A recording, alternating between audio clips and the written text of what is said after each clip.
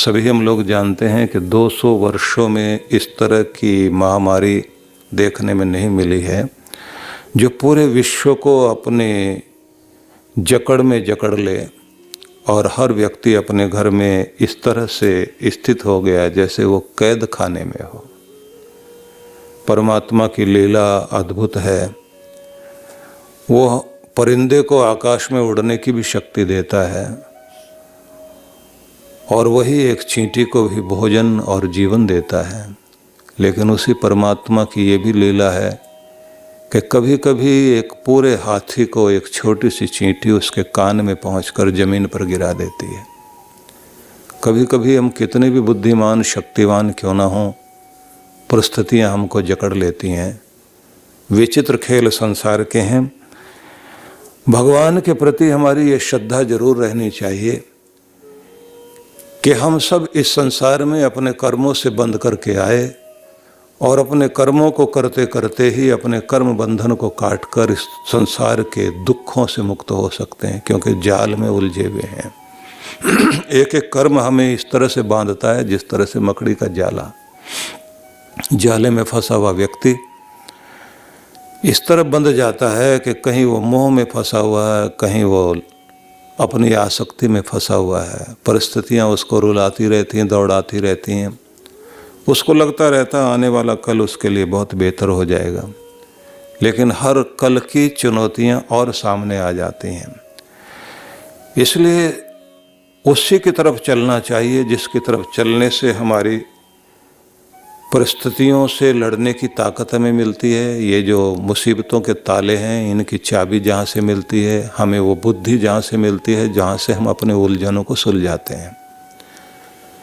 आपको लगेगा कि ऐसा कभी किसी का हुआ है क्या कि जो भगवान की तरफ चले हों और उनकी समस्याएं खत्म हो गई हों। दुनिया के जितने भी महान पुरुष लोग हुए हैं, उनके पास में ऐसी कौन सी ताकत थी जिसके कारण वो अपनी समस्याओं के साथ साथ युग की समस्याओं का भी निदान कर पाए। यहाँ से पता लगता है कि उनका खुद का जीवन परमेश्वर से जुड़ा हुआ था। कहीं से वो शक्ति प्राप्त कर रहे थे और कहीं उस शक्ति को बांट रहे थे। जिन्होंने शक्ति पाई और उस शक्ति का प्रयोग किया और दुनिया का भला किया, तो ऐसे लोग, आप सोचिए कि अगर महात्मा बुद्ध को जब वो राजकुमार सिद्धार्थ के रूप में थे तो चक्रवर्ती सम्राट होने की स्थिति थी, तो एक वैसा जीवन जीकर जैसे और राजा जीवन जीकर गए वैसे वो भी चले जाते। उन्होंने पूरे संसार भर के लिए जो समस्या का समाधान दिया कि दुख है, दुख का कारण है और दुख के निवारण का उपाय भी है, और उनका प्रभाव कितना बड़ा रहा। कई देशों में आज भी उनके जीवन दर्शन के आधार पर जीवन जिया जाता है। व्यक्ति अपने जीवन को ऊंचा उठाए तो वो आकाश तक जा सकता है। जिन लोगों ने भी अपने आप को ईश्वर से जोड़ा, एक व्यक्ति लियो टॉल्स्टॉय रसिया में थे, बहुत ऐश्वर्य में विलासी जिंदगी जी रहे थे और अचानक उनके जीवन में धर्म का प्रवेश हुआ। ईश्वर की ओर उन्मुख हुए और उसके बाद उनके चिंतन की धारा बदल गई। उनको लगा कि मैं केवल मात्र अपने लिए जी रहा हूं, जबकि इस सृष्टि की हर चीज सबके लिए कुछ न कुछ कर रही है। मैं इस धरती को क्या दे के जा सकता हूं। तो बहुत अच्छे कहानीकार उपन्यासकार थे, बहुत बड़े लेखक थे। उन्होंने फिर ऐसी कथाएं लिखी जो आम आदमी की जिंदगी में जो चीजें घट रही हैं उसका निदान क्या है। और उनकी कथाओं को आप पढ़ें तो बड़ा आश्चर्य लगेगा। भोला भाला एक इंसान है, उसके दूसरे भाई चालाक हैं, वो राजा बन करके फिर रंक हो जाते हैं और वो भोला जो चलते चलते सबका भला करता और आखिर में सब उसको धोखा देते हैं। उसके बाद फिर वो कहता है, भाई तुम मेरे भाई हो, मैं हूं तुम्हारे लिए। और सब लुट पिट के फिर उसी के पास आते हैं। आखिर में उसको राक्षसी शक्तियां सताती हैं और वो व्यक्ति जैसे ही परमात्मा का नाम लेता है, वो सारी शक्तियां जो राक्षसी शक्तियां थी वो जमीन में समा जाती हैं, सारे गांव को परेशान करती हैं, लेकिन उसको नहीं कर पाती। तो सब उससे पूछते हैं तेरे पास में क्या ताकत है? बोले मेरे पास बस उसका नाम लेता हूं ना, शक्ति आ जाती है। टॉलस्टॉय समझाता जाता है कि दुनिया चालाक बनने में, होशियार बनने में लगी हुई है, अंदर का भोलापन और प्यार खो गया है, जिससे आदमी जी सकता है, अपने एक दूसरे के काम आ सकता है। बड़े अलग अलग तरीके से उन्होंने लिखा। एक कहानी लिखी जिसमें उन्होंने कहा कि शैतान ने ये कहा कि हमारा साम्राज्य दुनिया में कम हो रहा, धर्म वाले लोग दुनिया में बढ़ने लगे हैं, जाओ दुनिया के अंदर शैतानियत फैलाओ। तो अपने व्यक्ति को शैतान अपने दूत को भेजता है और कहता है ऐसी जगह ढूंढो जहाँ पर ज़्यादा धर्म कर्म हो रहा हो, ज़्यादा भक्ति हो रही है, ज़्यादा भोले लोग हों, सच्चे लोग हों, ईमानदार लोग हैं, चालाकी छल छद्म करते ही नहीं हों। तो ऐसी जगह जाके अपना प्रभाव छोड़ना। अब वो गया, जा कर के उसने जो है एक ऐसे आदमी को ढूंढा जिससे प्रेरणा पाकर सारा गांव प्रभावित होता था, अच्छाई के मार्ग पर चल रहा था। उसने कहा बस इसको मैं एक बार बिगाड़ दूं तो सब चीजें ठीक हो जाएंगी। अब कहानी तो बड़ी लंबी चौड़ी है, सार बताता हूं आपको। वो बड़ी कोशिश करता है उसे बिगाड़ने की, वो बिगड़ता नहीं, अपना धर्म कर्म करता रहता, अपनी सच्चाई अच्छाई में चलता रहता, अपनी खेती अच्छी करता है, उसका काम बहुत अच्छा चलता है, उसके घर में प्यार बहुत है, उसके बच्चे उसकी बात मानते हैं, पति पत्नी में लगाव बहुत है, और दोनों पति पत्नी एक दूसरे के चेहरे को देखने से पहले एक दूसरे के मनोभाव को समझ जाते हैं, और सबकी कोशिश रहती है मैं इनको और कैसे ज़्यादा से ज़्यादा खुशी दे सकता हूँ। पत्नी सोचती है मैं अपने पति को कैसे खुश रख सकती हूँ, अपने बच्चों को कैसे खुश रख सकती हूँ। पति सोचता है मैं जीता तो इन्हीं के लिए हूँ, इन्हीं के लिए तो कमा रहा हूँ, ये ठीक रहें, ये खुश रहें। और फिर सब मिलकर ये सोचते हैं कि हमारे आसपास कोई भी आदमी दुखी नहीं रहना चाहिए। अपना अनाज लेकर जाते हैं, बराबर में गरीब को, कमज़ोर को देकर आते हैं और उनको कहते हैं तुम ठीक ठाक रहो। और जिसे कमाना नहीं आता उसे कमाना सिखा रहे हैं। और ये कहते हैं देखो भाई, मांगने से तो नहीं पेट भरेगा, विधि सीख लो जिससे तुम्हारा भला हो सके। और सब लोगों को ये कहें कि हमारे रहते हुए अपने गांव में कोई आदमी गरीब रह जाए, दुखी रह जाए, बीमार रह जाए, फिर हम किस लिए हैं? भगवान ने हमें एक गांव में बसाया है तो हम सारे के सारे एक ही तो लोग हैं। शैतान का प्रतिनिधि पूरे गांव में घूमता है और ये कहता है कि यहां मैं पूरी कोशिश करता हूं कि ये बदल जाए, लेकिन नहीं बदल रहे। बस इस आदमी के ऊपर कुछ प्रयोग करूं। उसने बहुत तरीके इस्तेमाल किए, कभी कुछ करता है, कभी उसके काम में अड़चन डालता है, कभी उसे बीमार कर देता है, लेकिन वो आदमी फिर वैसे उठ के खड़ा हो जाता है, फिर काम करता है। कभी उसकी हिम्मत तोड़ता है, वो फिर हिम्मत से खड़ा हो जाता है। उसके घर में कलह कराने की कोशिश करता है, कोई रूठ जाए तो फिर सारे घर के लोग उसके बिना खाना नहीं खाते, उसको कहते हैं पहले तू खाएगा, वो कहे मैं तो नहीं खाता, बोले फिर हम भी नहीं खाते, कि ये क्या जबरदस्ती, कि नहीं हम तो सब तभी खाएंगे जब तुम खाओगे।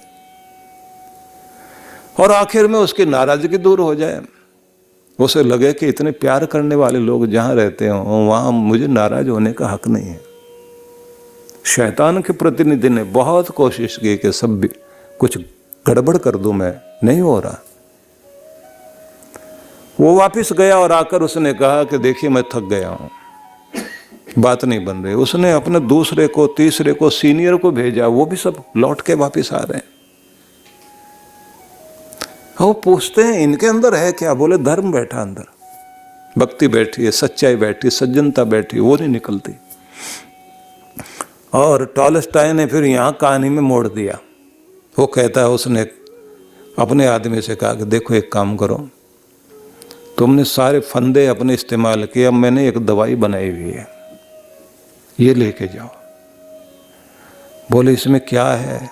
बोले इसमें चमगादड़ का भी असर डाला, सुअर का डाला, सांप का इसमें असर डाला, मैंने मधुमक्खी और डंक मारने वाली मक्खी का कुछ असर डाला है। वो बोले ये क्या चीज़ है? बोले जितनी भी खतरनाक चीज़ें दुनिया में हैं, आदमी टेढ़ा चले, धोखा दे, चोट पहुंचा दे, भेड़िए जैसा हो जाए, अपनों के ऊपर बिलखने लग जाए, ऐसा सब मिला दिया मैंने इसमें। पूछा क्या चीज़ है? बोले नशा।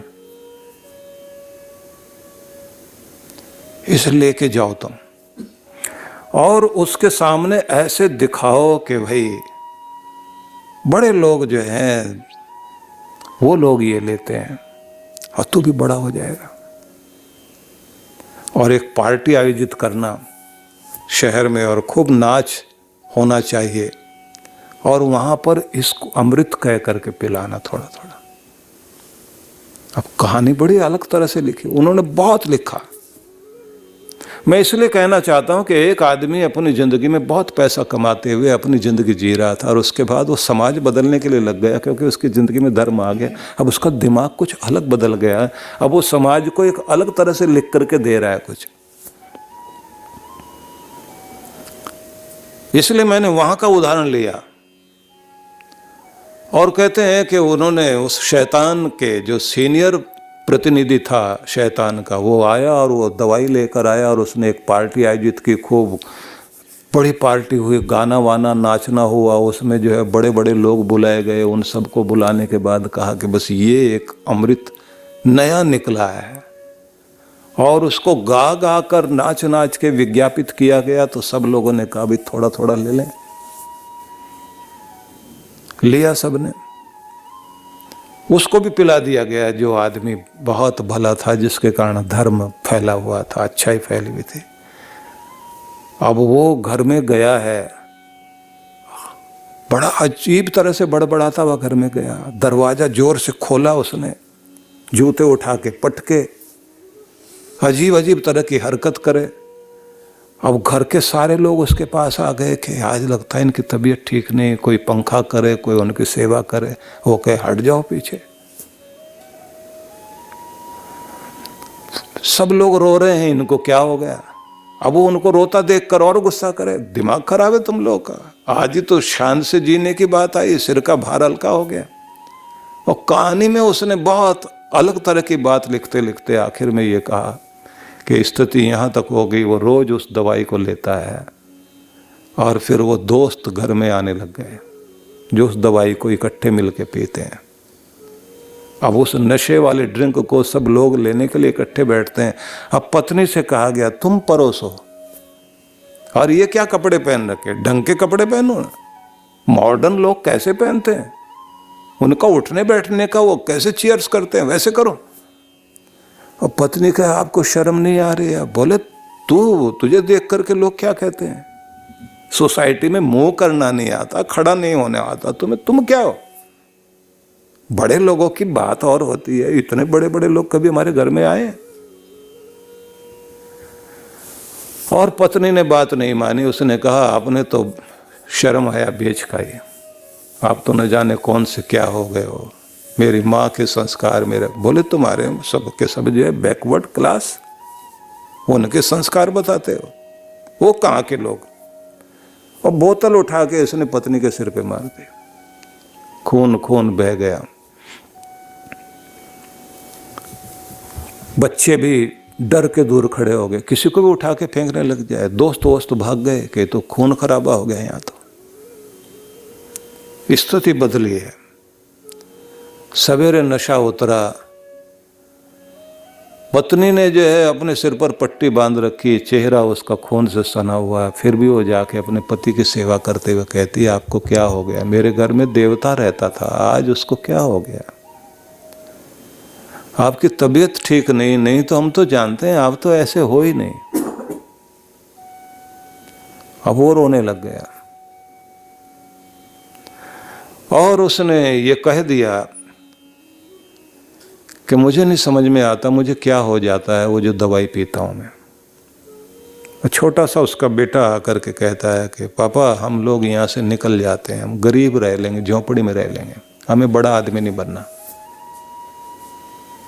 हमें सोसाइटी में मूव नहीं करना, हम बैकवर्ड क्लास ठीक है, हमारे घर में बहुत प्यार था, बहुत शांति थी, हमें वैसा रहने दीजिए, हमें इतना बड़ा नहीं बनना, ऐसा बड़ा हमने नहीं बनना कि जिसमें हमारे घर की शांति चली जाए, हमारा प्यार चला जाए। एक दूसरे पर जान लुटाने वाले सिर पे बोतल मार रहे हैं, बेहया लोगों के साथ हम बैठे हैं। और वो वहां से निकलकर जाने लगते हैं। और उसी के बाद शैतान जो खुश हो रहा था, उसने कहा कि बात तो बनी थी लेकिन नहीं बन पाई, क्योंकि इनके आंसुओं ने खेल बिगाड़ दिया। गांव के लोग इकट्ठे हो गए, उन्होंने आकर के कहा कि उनको निकालो बाहर, जिनके कारण हमारे घर गांव में गंदगी आई है। हमें तो वो लोग चाहिए जैसे तुम हो, तुम चले गए तो सारी बस्ती जाएगी यहां से, हमें मॉडर्न लोग नहीं चाहिए। और कहते हैं शैतान का प्रतिनिधि वापस जाकर कहता है हार गए हम, कि इन लोगों ने आपकी दवाई भी नहीं ली, थोड़े दिन असर रहा, ये फिर वैसे हो गए। बोले यहाँ कोई धर्म का प्रतिनिधि आया था? बोले यहाँ कोई आया नहीं समझाने के लिए, इनके अंदर, इनके खून में बसी हुई ये चीज नहीं निकाल सकता कोई। ये लिखता है वो व्यक्ति टॉलस्टॉय। उस कहानी को मैंने अपने रूप में थोड़ा सा मोड़ा, जो कि तो नहीं कह सकता था, लेकिन ये कहना चाहता हूं, ये धर्म की तरफ, ईश्वर की तरफ, भक्ति की तरफ आने के बाद आप कहते हैं कुछ होता है क्या? क्यों नहीं होता? दुनिया के महान सफल लोगों के पास जिन्होंने दुनिया को कुछ दिया, मैं आज ही कुछ पढ़ रहा था तो मैं ये देख रहा था कि रतन टाटा के बारे में लिखा हुआ था कि 65% जो लोग अपनी कमाई का भाग समाज के कल्याण के लिए लगाते हैं, दान देते हैं, और जिन्होंने अपना एक पूरा कंपनी को एक ऐसा रूप धारण करा दिया कि पूरे विश्व में एक नाम है। उन्होंने कहा हम सबसे अमीर बनने की कोशिश नहीं करेंगे, लेकिन अपने देश को अमीर बनाने की कोशिश जरूर करेंगे। सबसे अमीरों में बहुत सारे लोगों का नाम है, लेकिन जो अपने देश को अमीर बनाने में लगा हुआ हो, उन लोगों को जीना आता है। इसलिए मैं ये निवेदन करना चाहता हूं कि आपकी जिंदगी में ये भक्ति, ये धर्म आए तो ये क्या चमत्कार कर सकता है, इसको लोग समझते नहीं है। जो समझ गए उनके घरों को जाकर के देखिए, वहां कलयुग प्रवेश नहीं करता। कितना प्रेम से, कितनी शांति से रह रहे हैं वो लोग। इसलिए श्री कृष्ण भगवान जब ये कहते हैं कि अपने मन को मुझ में पिरो और नित्य प्रति एकाग्रता धारण करो भक्ति की, और इस तरह से मेरे निकट आओ, श्रद्धा मार्ग बनेगी। श्रद्धया पर्योपेतास्ते, जो श्रद्धा वाले हैं उन्हीं के लिए वो मार्ग बनेगा, क्योंकि वही हैं जिनको उन्होंने कहा कि मैं मानता हूं युक्त तमाम अतः में, वे लोग मेरे सबसे श्रेष्ठ भक्त माने जाएंगे, क्योंकि वे लोग मुझसे जुड़े हुए हैं। इसलिए ध्यान रखिए, जिस व्यक्ति के हृदय में ये प्रेम उतर आया और वो श्रद्धा का रूप धारण कर गया, उस व्यक्ति की जिंदगी में धर्म भी स्थित रहेगा और ईश्वर की भी स्थिति बनेगी। हृदय में ईश्वर का वास होगा। देखते हैं ना आप लोग, किसी व्यक्ति की सामान्य कहीं जाना आना, किसी रूप में भी प्रवास में जाए कोई व्यक्ति और वो यात्रा बन जाए, कहां जा रहे हैं? यात्रा पर जा रहे हैं। यात्रा कौन सी होती है? यात्रा वो होती है जो लक्ष्य की ओर लेकर जाती है। तो किसी के प्रवास में भक्ति उमड़ आए, यात्रा बन जाएगी। किसी के भोजन में भक्ति जुड़ गई, प्रसाद बन जाएगी। किसी के परिश्रम में भक्ति जुड़ गई, श्रम यज्ञ बन जाएगा। किसी भी रूप में आप भक्ति को आप अपने घर में जोड़ के देखिए, आपका घर घर नहीं रहेगा, मंदिर बन जाएगा। जलपान में जोड़ करके देखिए, वो चरणामृत बन जाएगा। अपनी भक्ति को अपने कर्म में जोड़िए। कर्म योग बने वो, और कर्म पूजा बन जाए, ईश्वर की तरफ मिलाने वाला बन जाए। लेकिन ये सब तब संभव होगा जब आपके जीवन में श्रद्धा आएगी। क्योंकि श्रद्धा वाले लोग हैं जिन लोगों को आप ये कह सकते हैं कि जिन्होंने अपने कर्तव्य पालन करने में, सेवा करने में चमत्कार धारण किए। क्योंकि श्रद्धा से ही सेवा होगी। जिस आदमी के अंदर श्रद्धा नहीं है वो सेवा नहीं कर सकता। माँ बाप की चारपाई भारी पड़ने लग जाएगी अगर श्रद्धा नहीं है तो, और अगर श्रद्धा है तो फिर व्यक्ति श्रवण कुमार वाला रूप धारण कर लेता है। ये श्रद्धा प्रेम बन करके, आदर बनकर, पति पत्नी में प्रेम बहुत है लेकिन एक दूसरे का आदर बहुत करते हैं। शब्द है ना महिला, तो ईला अर्थ है पूजनीय का। ईला पृथ्वी को भी बोलते हैं और ईला का एक अर्थ है पूजनीय, और महा का मतलब महानता से। अति पूज्य जो है कि जो सम्मानित की जानी चाहिए, जिसको आदर दिया जाना चाहिए। अपने घर में आदर मान एक दूसरे को देना सीख जाए तो महिलाएं तरसती हैं इस बात के लिए कि कभी पति या घर के लोग हमारे किए हुए की थोड़ी सी तो तारीफ कर दें, कुछ तो अच्छा कह दें। कोई अच्छा कहने को तैयार नहीं। बहुत खुश हो गए तो चुप हो जाएंगे, कुछ गलती कर दी तो सारे चिल्लाएंगे, एक साथ उसी की कमी निकालेंगे। क्योंकि वही लगता है गुनाहगार घर में कौन है, सिर्फ एक वही है। सबके गुनाहगार वही है। पति उसी को बोलेगा, सास ससुर उसी को बोलेंगे, बच्चे भी आके उसी को चिल्लाते हैं। थोड़ा सा दिया हुआ आदर, हाँ वैसा भी नहीं चाहिए जैसे ये बात बात में थैंक्स और सॉरी बोलने वाले लोग जो हैं उनकी सॉरी का भी मतलब नहीं पता लगता। छोटी छोटी बात में जो थैंक्स बोलते हैं लेकिन फील नहीं करते। इसलिए कहते ना धन्यवाद एक बार नहीं किया जाता, 3 बार बोलना चाहिए। धन्यवाद, धन्यवाद, बहुत बहुत धन्यवाद, और हृदय से। और जब सॉरी कहें तो दिल पे हाथ रखे, सॉरी, वेरी सॉरी। आदमी पूरा फील करे उसे, दूसरे को भी ये महसूस हो कि इसने गलती को महसूस किया है। तो धन्यवाद को धन्यवाद की तरह से लिया जाना चाहिए। इसलिए अगर आपके अंदर श्रद्धा है तो ये ध्यान रखना, श्रद्धा ही आपसे सेवा कराएगी। आपके ग्रंथों में जो लिखा है वो बड़ा अद्भुत लिखा है। वहां लिखा हुआ है श्रद्धया सत्यमाप्यते। सच्चाई की, सत्य की खोज में निकले हुए मनुष्य, सिर्फ श्रद्धा ही तुझे सत्य तक ले जा सकती है, नहीं तो नहीं। श्रद्धा के सहारे तो सत्य तक पहुंचेगा।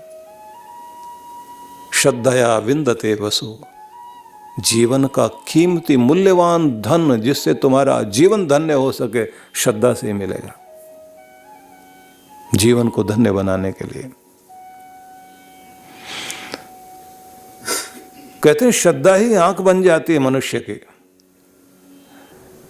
तैत्तिरीय उपनिषद में एक स्थान पर आया कि देवता देवता कैसे बने, तो वहां पर श्लोक है श्रद्धया देवो देवत्वम अश्नुते। देवों ने देवत्व पाया श्रद्धा से। उनके पास श्रद्धा थी, उनके पास विश्वास था, और विश्वास बना करके ही वो चले।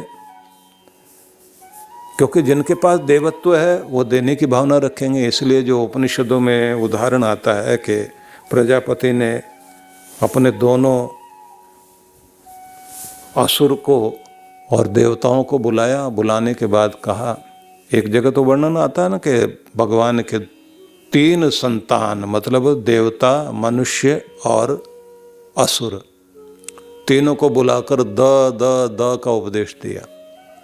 तो एक जगह उपनिषद में और वर्णन आता है कि जब प्रजापति भगवान बैठे हुए थे तो उनके पास में असुर लोग आ गए और उन्होंने आकर के कहा कि आप जो है देवताओं की बड़ी प्रशंसा करते हैं, उन्हें बहुत प्यार करते हैं और हमारे से आपका प्यार नहीं है, हमको हमेशा दूर रखते हो आप। तो उन्होंने कहा भाई देखो, मेरे प्यार में कमी नहीं है, तुम्हारा व्यवहार गड़बड़ है। एक तो तुम नासमझ लोग हो। बोले हम लोग तो उनसे ज्यादा चतुर हैं। बोले चतुराई नहीं, तुम अपना भी बुरा करते हो, दूसरों का भी करते हो। न तुम्हें जीना आता, न जी पा रहे हो, न जीने दे रहे हो। और देवताओं में एक अच्छा गुण है, वो जीते भी हैं और जीने भी देते हैं, खुश रहते हैं, खुश रखते हैं, संतोष में रहेंगे, दूसरों को भी संतुष्ट करेंगे। अब ये कहते हैं कि महाराज आप हमारी भी तो परीक्षा लेके देखिए, कोई मौका देके देखिए, हम कितना बढ़िया करेंगे। भगवान ने कहा अच्छा भोजन के लिए बैठो, तुम लोगों को मौका देते हैं। असुरों को बुलाया भोजन के लिए और वो कहानी बड़ी प्रसिद्ध है कि भगवान ने जैसे बुलाकर देवता असुरों को कहा कि भोजन के लिए तुम्हें मौका दिया जाता है, ये सारी चीज़ें हैं, मिल कर के खाओ। तो उन्होंने कहा कि भाई व्यवस्था कर दीजिए आप। तो व्यवस्था ये की गई कि सामने जो है खाने पीने की सारी चीज़ें रख दी गई। जब सारी रख दी गई तो उसके बाद भगवान ने कहा कि अब एक शर्त है, बुद्धिमत्ता तुम्हारी इसी से दिखाई देगी, तुम्हारी कोहनी मुड़ेगी नहीं, हम इसको जाम कर रहे हैं। दूसरे ढंग से कहें कि कोई बांस की खपच्ची ऐसी कोई लकड़ी लगा दी होगी, बांध दिया होगा ऐसे, तो हाथ सीधा ऐसे ही जाए, मुड़े नहीं। और आदमी का अभ्यास ऐसा ही है, उसका हाथ मुड़ के अपने मुंह की तरफ आता है। और खुद खाने की प्रैक्टिस इतनी कमाल की है कि अंधेरे में भी अगर मूंगफली खाएगा तो सीधे मुंह में जाती है। इतनी बड़ी प्रैक्टिस है, एक भी दाना इधर उधर नहीं, निशाना पक्का। इतना निशाना तो किसी का होता ही नहीं।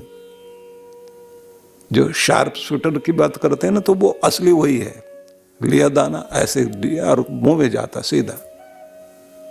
उनको भी देखा जो साइकिल चलाते चलाते चने खा रहे हैं, ऐसे मारते हैं मुंह में और सीधा मुंह में जा रहा है, साइकिल भी चल रही है। इतनी प्रैक्टिस।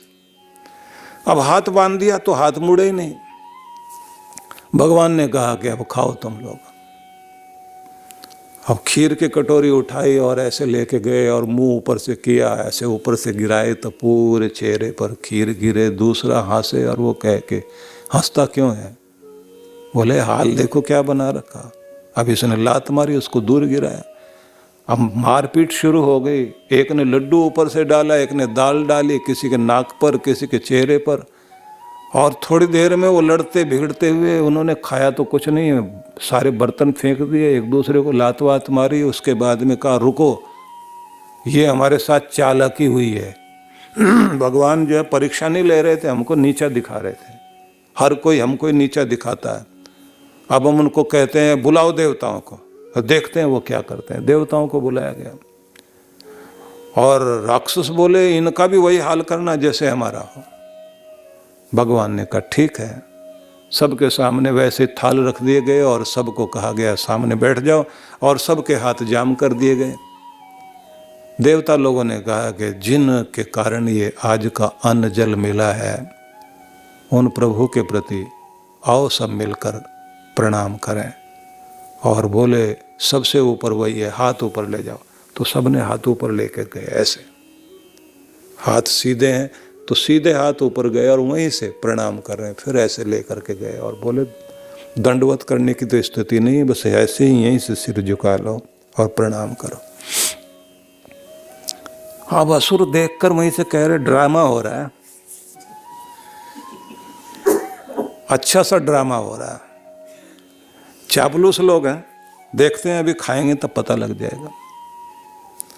और फिर क्योंकि देवताओं में पहला गुण है पहले आप लीजिए, आप खाइए। चम्मच खीर की भरी सामने वालों को खिलाई और उसने भी खिलाना शुरू किया। अब राक्षस वहीं से बोलते हैं हो क्या रहा? बोले प्रीति भोज। प्रीति भोज इसी का नाम है। एक दूसरे को खिलाकर और फिर उन्होंने इसी तरह से हाथ सामने रखे और कहा, अन्न जल देने वाले मेरे प्रजापिता आपको प्रणाम करते हैं। अपने बच्चों को एक बार फिर आपने आशीर्वाद देने का मौका ढूंढा, हम बहुत आभारी हैं।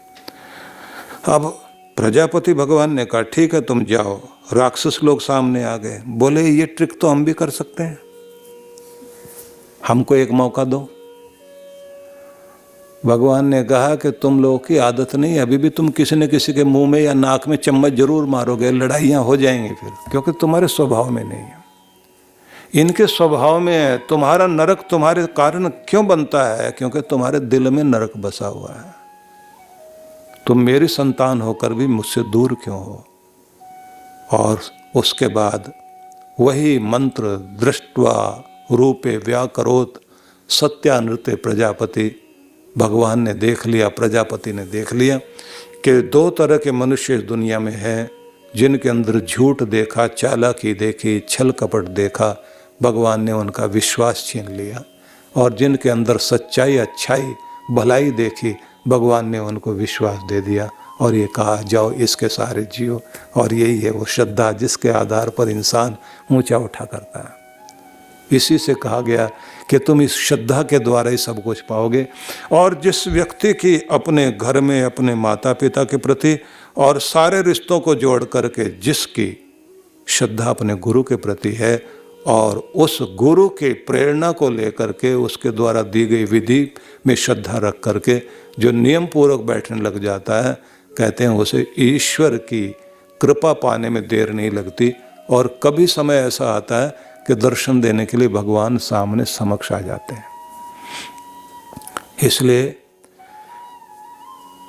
हरिवंश पुराण का भी एक श्लोक मुझे अच्छा लग रहा है, मैं आपको वो सुनाता हूं, जहां लिखा है, श्रद्धेव सर्वधर्माणाम मातेव हितकारिणे श्रद्धा एव नृणाम सिद्धिर जायते लोकयोर द्वयोः।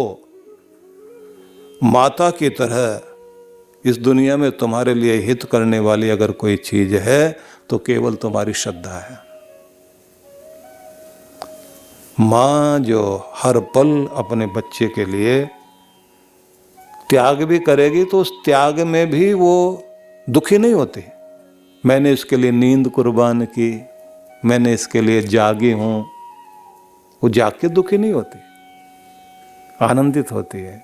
किसी के लिए जीना, किसी के लिए कष्ट उठाना, किसी की मुस्कुराहट के लिए अपने जीवन को दुख में डाल लेना और फिर दुखी ना होना, आनंदित होना करके,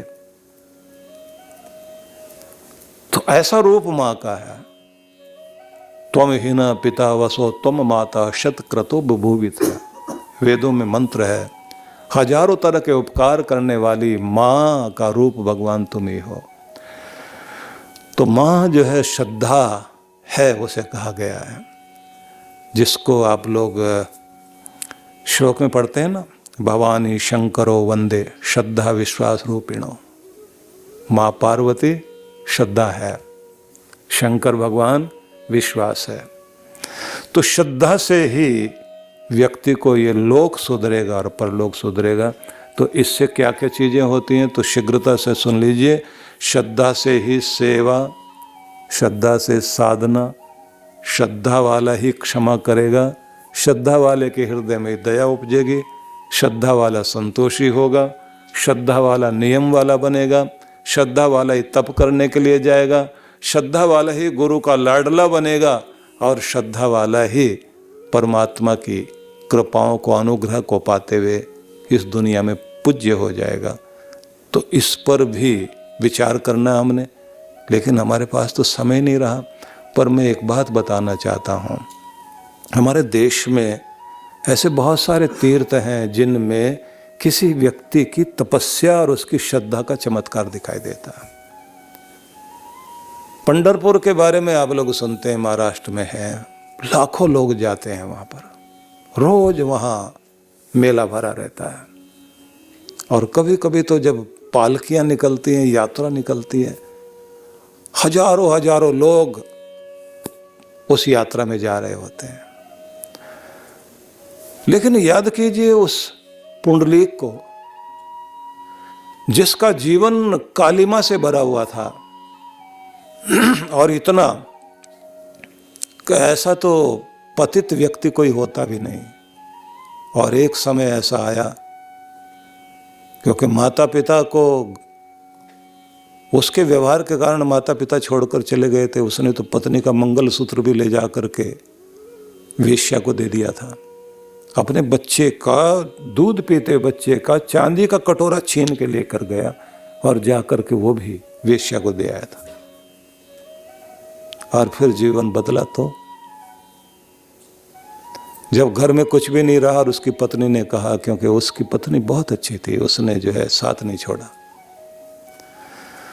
तो उसने ये कहा कि जाओ, रूठ करके पिताजी चले गए हैं काशी में, उनको लेकर के आओ। और जब वो जा रहा था तो जाते जाते उसने जंगल में, रात हो गई तो रात बिताने के लिए रोशनी वाली जगह ढूंढ रहा था कि कहीं कोई रोशनी दिखाई दे तो ऐसी जगह जाकर रात बिता लेंगे। तो गया तो देखा एक जगह अग्नि जल रही है, तो वो एक यज्ञशाला थी, किसी ऋषि का आश्रम था।